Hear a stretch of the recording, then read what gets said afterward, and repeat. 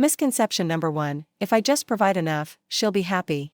I used to think my value in a relationship was tied to what I provided financially. While being responsible is important, the truth is that no woman stays in love just because a man pays the bills. I once had a girl whom I loved deeply. And so, I showered her with gifts, took her shopping, and constantly recharged her phone. I was left bemused when she told me she wasn't happy in the relationship and needed some time off. I thought to myself, after all I have done for her, she ought to be happy. However, I have come to realize that focusing solely on being a provider can lead to emotional discontent. So, while you work hard to make her life easier, don't forget that being a true partner is just as crucial for maintaining a strong relationship. Misconception number 2: if I give her everything she wants, she'll never leave. I thought by saying yes to everything and rearranging my plans to suit hers, I could keep her happy and make her stay.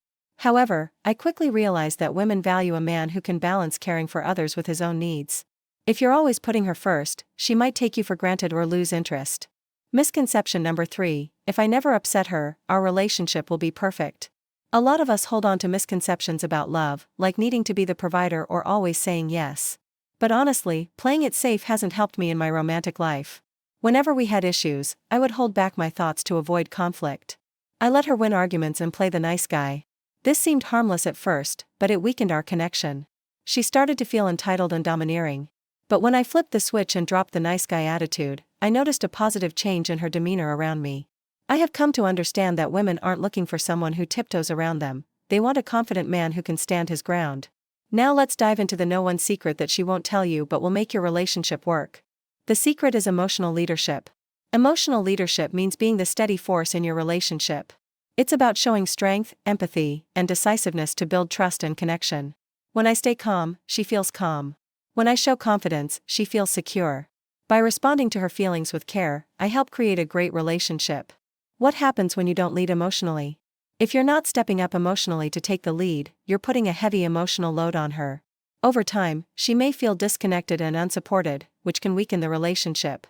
Emotional leadership isn't about being perfect or knowing the right things to say. It's about being intentional and showing up with a mindset that seeks connection, not conflict.